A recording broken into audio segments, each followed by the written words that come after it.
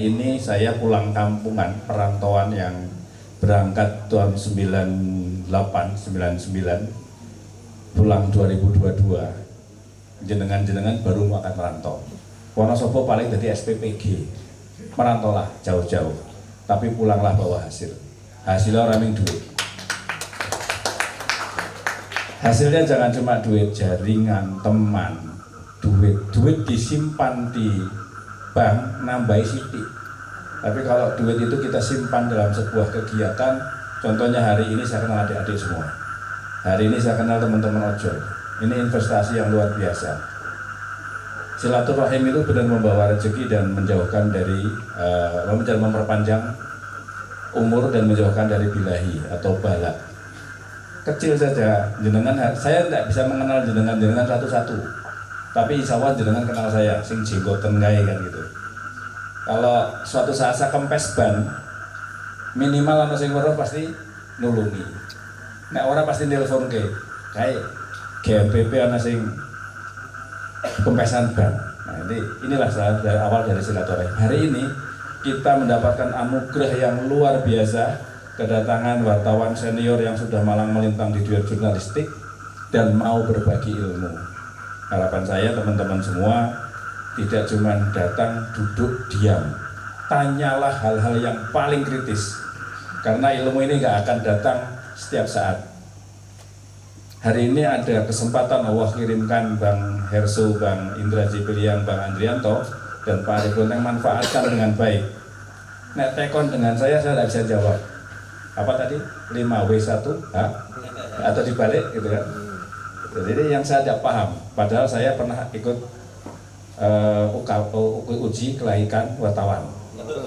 Saya juga punya media namanya Nuansa Realita dan Nuansa Sinar.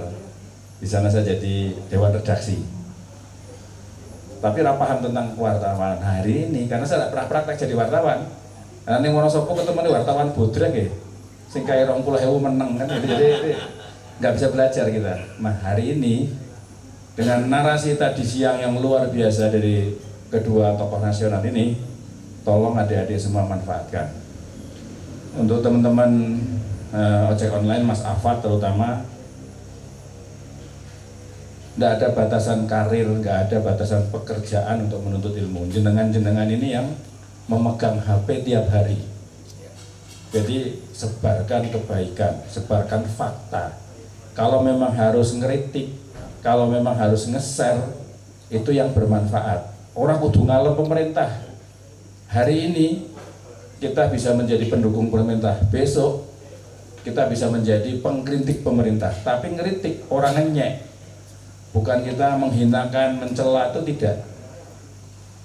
Kita ini sudah mulai terdegradasi adab kita. Lebih senang ngenyek daripada ngeritik.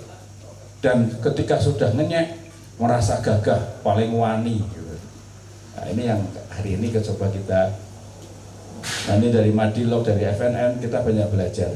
Kita cuma punya waktu beberapa saat malam ini, tontonlah podcastnya supaya ilmu kita bertambah. Bang Hersu kritis sekali dengan Bang Rocky. Saya sendiri pendukung militan, jadi ini zaman biyen itu saya kampret sejati. Kampret militan, Pak. Jadi kita nih musuh-musuhnya dulu cebong. Ya, sekarang kampret cebong ditiadakan karena memang mau nggak mau kepeksa. Mau nggak mau kepeksa, harus diterima. Narasi-narasi kemarin seperti orang Profesor Muzani yang mengatakan bahwa akan menurunkan Prabowo, menurut saya medeni. Nek Prabowo meduk sing dadi presidene Mas Gibran. Apa ya gelem? Kan gitu. Apakah teman-teman mau? Apa mau wakil anak muda? Itu pertanyaan kritis itu.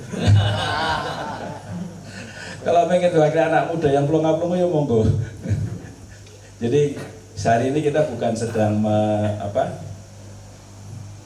lebih baik kita melanjutkan pilihan-pilihan kita. Kalau kemarin tidak milih pun hari ini Pak Prabowo adalah presiden kita yang harus kita ikuti. Diturunkan nanti, nggak usah diturunkan 2029 udah mati udah turun kok. Capek-capek apa kita nurunin. Memang pemilu itu murah. Kalau alasannya Pak Prabowo diturunkan karena militer. Triumvirat itu malah lebih serem lagi, 1 polisi 2 tentara.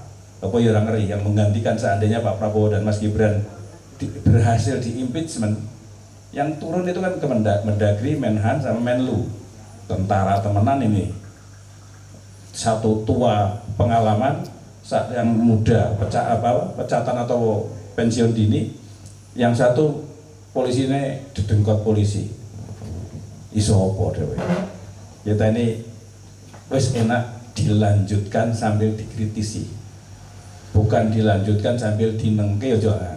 Dilanjutkan sambil dihinakan juga jangan. Ayo dikritisi, monggo. Nah, ide-ide teman-teman mahasiswa ini kan dibutuhkan oleh negeri ini. Hari ini ada sumber ilmu yang akan kita ambil, bagaimana cara kita mengkritik pemerintah yang konstruktif supaya kita tidak menjadi kaum nyinyir. Nah, jadi kalau kaum kritis, mahasiswa itu kan simbol akademis. Nek mahasiswa ini nyinyir, yuk akademisnya gimana? Jadi marilah kita kembangkan nek jari Bang Rocky akal sehat kita. Jadi, supaya kita bisa tetap konsisten melihat kebaikan dari berbagai sisi, baik dari sisi mengapresiasi kinerja pemerintah yang baik maupun dari sisi kritik yang membangun. Karena nggak ada yang tahu ilham itu turunnya dari mana. Bisa saja dari anak-anak, adik-adik mahasiswi atau mahasiswa. Bisa jadi. Karena apa?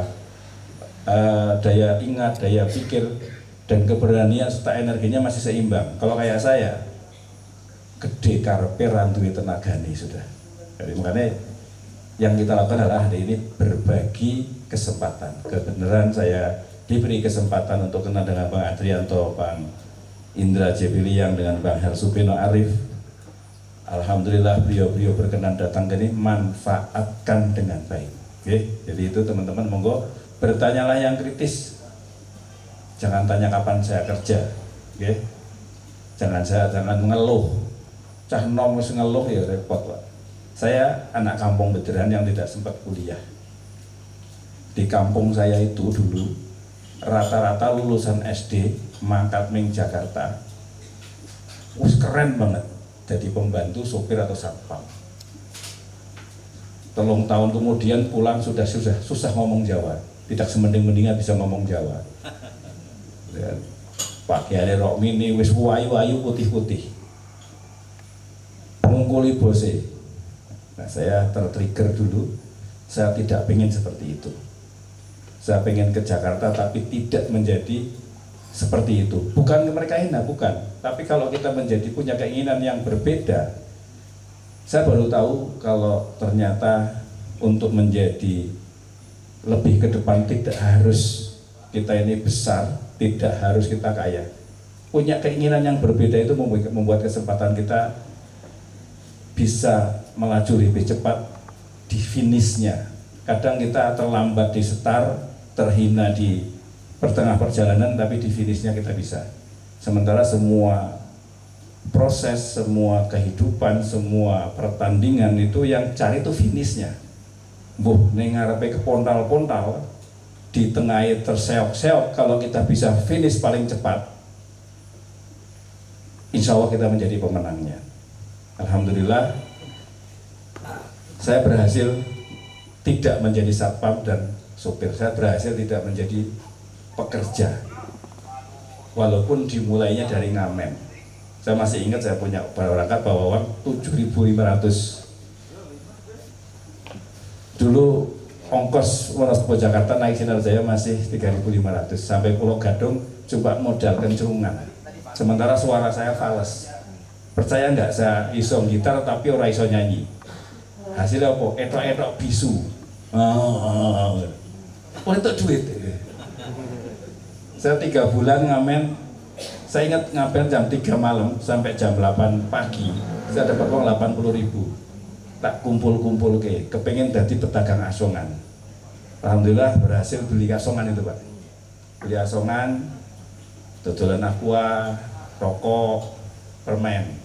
Ternyata setelah dagang tiga-tiganya yang paling menguntungkan permen nano-nano, Hexos. yang dulu masih 350 ribu rupiah tak jual 1.003, korting 50 rupiah.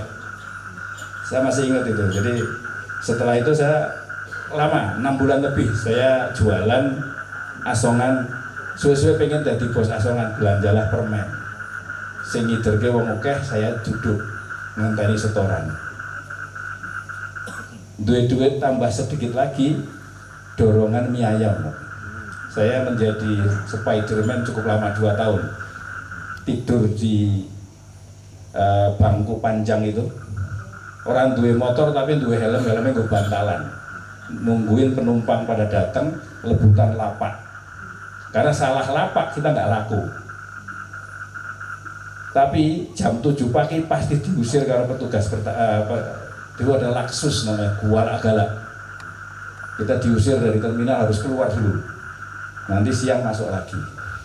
Kok ya soro gitu kan? Kepengen dadi duwe kopi tapi sing ning trotoar yang permanen, nggak diusir. Iso nyewa di situ. Habis nyewa enak, ternyata enak dadi bos. Gawe ndeloke anak buah gawe kopi, gawe Indomie, ngitung duit. Tapi di sini sisi sosialnya tidak boleh hilang. Terminal itu tempatnya kayak itu copet gak karu-karuan. Hampir tiap malam kita ngasih makan gratis orang yang kecopetan. Hampir tiap malam kita kasih ongkos setiap subuh orang yang menuju tujuannya karena habis dicopet. Suatu saat ada orang pakai baju batik, kopiah miring, bingung keluar dari bus Mayasari Bakti. Tak tanya mau kemana Pak? Mau ke Kramat Jati. Ngomong Pak, kebiasaan saya orang yang bingung pasti kecopetan. Saya suruh minum, saya suruh makan, tak angkosi 5.000 rupiah. Sorenya datang lagi sudah pakai Kijang Super. Waktu itu Kijang Supernya masih baru Pak. Jadi 99 itu Kijang Super sih baru 2 tahun. Ternyata bos cabe, bos pasar induk Pak Haji Marna di pasar induk Kramat Jati. Langsung ngajak ke Wonosobo. Saya disuruh jadi pedagang cabai. Jadi mulai kehidupan agak sedikit berubah. Dikasih modal, dulu belum zaman HP. Berarti harga di sana sama harga di sini gelap. Belonjo 1.600, justru adol 2.600. Untung 1.000 itu sudah gede banget, 4 juta. Sementara ongkos cuma 800.000. Itu tetap jalani lama sampai 2022 muncul HP. Harga porak-poranda gak karu-karuan, kesasar ketemu pemulung-pemulung. Kok pemulung enak? Jet pump anyar, ndak uang dicukuk didol jadi bekas. Sing tuku bekas dadi anyar. Jadi saya jadi buka lapak pemulung. Dengan perkembangan dan nyaline wong Wonosobo itu kan nggak diragukan nyari merantonya. Dari mulai lapak kecil, saya masih ingat nyewa rumah itu punya uang 5 juta, nyewa rumah 4,5 juta, yang 200.000 tak beliin kipas, bantal, sama tikar. Belajarlah jadi calo rongsok, sambil tetap jualan sayuran. Ini sudah harganya karena sudah ada HP, belum berangkat sudah tahu harga petani itu. Dulu masih roaming, HP-nya pakai Motorola yang gede, tapi Wonosobo sudah ada yang punya dulu. Jadi kita kalah rego terus. Jadi calo rongsok, akhirnya masuk pabrik, kehidupannya kalau duit ratusan juta baru dirongsok. Ngerasain bagaimana cah kampung yang dulu cuma lihat uang gambar ketek, seneng banget 500-an itu, kita bisa pegang 20 ribuan sama 50 ribuan. Roda akeh, suweneng Pak. Nah inilah proses. Kalau saya yang anak kampung cuma bekal nekat, orang kuliahan, sekarang bisa. Kenapa jenengan-jenengan tidak? Saya ngocek lama, ngamen di Rita pernah, ngenek garungan, ngenek angkot pernah. Kami pernah menjalani semua kehidupan di Wonosobo nih. Di Wonosobo kita kurang berkembang. Karena apa? Kotanya sempit, bolo dewek kabeh keras. merantau lah, mumpung masih muda. Ning jangan berpikir jadi TKI TKW ya, merantau cukup di Indonesia saja. Kecuali Anda punya kelebihan, punya skill yang dibutuhkan oleh luar, baru ke luar negeri. Nek cuma jadi TKW, jadi driver, jadi tenaga-tenaga non formal di Jakarta, di Indonesia, apabila jenengan bisa memanfaatkan waktu. Nah ini saya cerita juga. Teman saya berangkat dari Wonosobo berangkat ke Amerika, dia bisa bawa uang 400 juta dalam 2 bulan. Orang senang delok 400 jutanya, dia nggak tanya kerjanya apa. Bongkar muat buah sehari 18 jam dia kerja. Dia dapat kurang lebih antara 10 sampai 20 dolar dalam sehari. Saya di sini tak terapkan jualan mie ayam 18 jam, yo sama hasilnya. Jadi sebenarnya karena kita di dalam negeri males, duit sidik wis mburuhke wong. Di sana dia pulang ke Indonesia bangun rumah, bongkar pasir sak truk dhewean, punya uang 400 juta. Sekarang jadi pegawai negeri di, nggak usah tak sebutkan karena saya belum izin. Sekarang jadi pegawai negeri di Wonosobo. Saya tanya, kok kamu duitnya banyak, nggak mburuhke wong? Lah di sana kerja saya ya begini. Bongkar muat buah dengan bongkar muat pasir apa bedanya? Tapi akhirnya beliau berhasil dari pegawai negeri. Tapi dari sekian yang berangkat ke luar negeri, hanya dia yang berhasil. Sekarang sing duit omah, duit mobil, malah jadi buruh tani. Inilah pilihan hidup. Jenengan mau bahagia di mudanya atau mau bahagia di akhirnya? Sing biyen bekerja awal keras dan cerdas, naik keras tok itu. Petani keras umur-umur ya petani saja, tukang cangkul, tapi dan cerdas bisa saving money, maka insya Allah tuanya lebih tertata. Sing biyen mudanya dihabiskan dengan dana segitu banyak, dapat pekerjaan dari Taiwan, pulang dari Taiwan pengen ke Australia, dari Australia pengen ke Amerika, hidupnya hanya tertuju kepada uang yang ada di luar. Akhirnya apa? Ketika sudah umur terus tidak bisa berangkat, ikut agent tertipu, ikut entek duitnya. Dia mau berangkat lagi sudah nggak mau mulai sudah tua. Akhirnya sekarang jadi buruh nyangkul. Nah, ini tinggal jenengan ilustrasi ini bisa dipilih mulai hari ini. Kita mau senang di waktu muda atau mau tenang di waktu tua, itu yang menjadi pilihan. Ilmu dari beliau ini pahlawan perang. Peluru itu sarapan di Bosnia. Sekarang tenang, berbagi ilmu. Tenang itu bukan karena duitnya banyak. Hari ini saya berbuat seperti ini, apakah saya kelebihan duit? Enggak. Sebagian masih ngutang. Tapi sing dolanan slot saja, yang judi slot saja berani ngutang, kenapa saya bikin kegiatan nggak berani ngutang? Gitu. Jadi keberanian itu sama harus, cuman tujuannya berbeda. Ayo Wonosobo, berapa orang yang berapa triliun dalam triliun, Pak? Wonosobo itu yang kalah slot dalam waktu 1 tahun T, judi online, Pak. Motone abang, rekeningnya entek, wajahnya lesu. Sama-sama saya enteknya duit. Hari ini apa yang saya punya saya keluarkan. Punya 10.000 tak keluarkan 11.000, yang 1.000 utang. Tapi insya Allah apa dari semua yang hadir tadi 2.000 orang, saya yakin minimal 1 orang yang senang menerima makanan yang tadi ada. Saya tidak cari yang 1999, saya cari yang 1 orang yang benar-benar hari itu mengharapkan ada makanan, dan pasti ada. Itu yang tadi unik. Tak cerita, ibu-ibu yang tadi curhat ditinggal bojone itu terjadi ada semacam gangguan disorder. Tapi berani dia. Lah kita yang waras kok gak berani ngomong.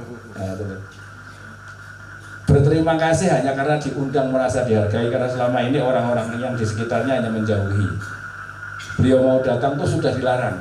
Saya bilang biarin datang sama-sama manusia selama nggak ganggu. Ternyata kan nggak malah mewakili kita.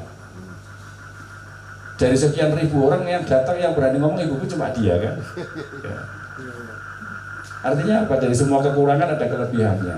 Nah dari sini sekarang ilustrasi-ilustrasi tadi membuat kita harus percaya diri dan yakin selama kita di jalan yang diridhoi oleh Allah pasti dikembalikan dengan cara apapun. Saya menjadi tim sukses Pak Prabowo itu dari zaman Mega Pro, Prabowo Hatta, Prabowo Sandi, kepeksa Prabowo Gibran kemarin. Karena saya lihat Prabowo-nya. Saya tidak mau seperti sahabat saya Bang Eki Sujana.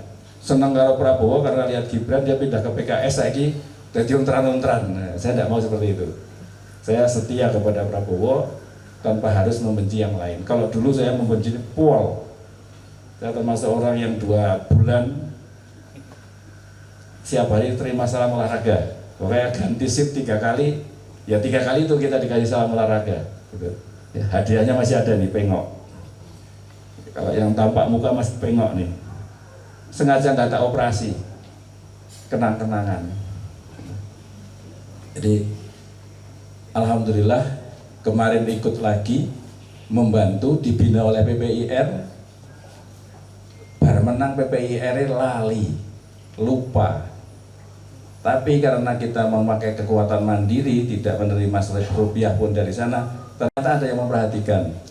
Maka dipanggil ke Kemenhan untuk mendapatkan pekerjaan tanpa harus nyogok, tanpa harus memberikan gitu. Gede tidak, cuman karena orang lain dapat 200 miliar tapi harus memberi 10%,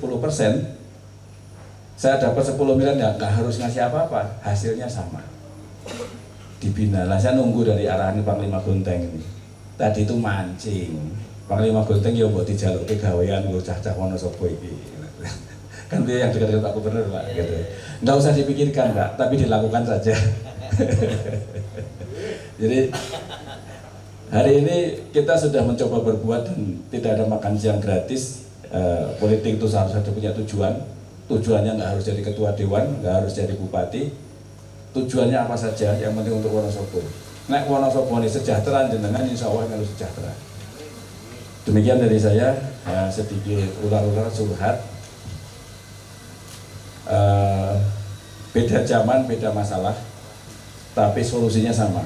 Kerja cerdas, kerja giat, dan jujur. Kamu salah, kalau jujur ada solusinya. Tapi kalau bohong pasti hilang. Dia-elek lu ora masalah, macam elek. Asal kita jujur, elek, dia-elek ditinggalkan biarin. Nanti akan ketemu 1 orang atau 2 orang yang menghargai kejujuran kita dan memberikan solusi dari kesalahan dan kegagalan kita. Saya nanti jujur, saya yang lakukan itu toh. Makanya kalau bocah-bocah jujur, rantai duit utang sih ya. Jujur itu. Ya, jadi teman-teman semua monggo yang dari ojol jangan patah semangat. Ini jembatan-jembatan dan jangan nggak usah bilang umur rezeki wis 50 sampai 50 tahun belum di rumah. Nggak ada yang seperti itu. Besok kaya bisa saja. Oke. Tapi ojol pengen sugih ojol karo dodolan narkoba. Apalah ini duit tok di sini Pak. Saya selalu punya falsafah, di bank tuh duitnya miliaran triliunan. Hari ini belum atas nama saya. Bagaimana sebagian uang itu harus jadi atas nama saya? Bagaimana caranya? Nek kerja ya ming semono-semono tok. Kerja sambil usaha. Sambilannya bisa melebihi daripada gaji pekerjaannya. Insya Allah kalau sekarang anak-anak muda ini udah bisa buat kerja kan, tapi jangan jadi buzzer. Okay. Ya, jadi kerja saja pakai ini, jualan online, menjadi motivator seperti beliau-beliau, memberikan ini inspirasi progresif itu udah duit Pak. Berkahnya ada, duitnya banyak. Jadi dari saya seperti itu, saya mantap body sekali lagi. Teman-teman yang mahasiswi dan mahasiswa belum banyak yang kenal, kalau ojek kan sudah beberapa kali kegiatan banyak yang kenal. Sekali lagi jangan lihat hari ini tapi harus dimulai hari ini. Jangan lihat orang lain tapi harus dimulai dari diri sendiri. Jangan menunggu nanti, dimulai dari sekarang. Apa yang bisa kita lakukan sekarang lakukan. Gagal mulai lagi, gagal mulai lagi. 1000 kali gagal rasa dianggap. sekali berhasil, insya Allah itu yang menjadi jalan rezeki kita. Banyak yang saya sampaikan tentunya belum tentu benar, penyampaian yang menyinggung mohon maaf. Assalamualaikum warahmatullahi wabarakatuh.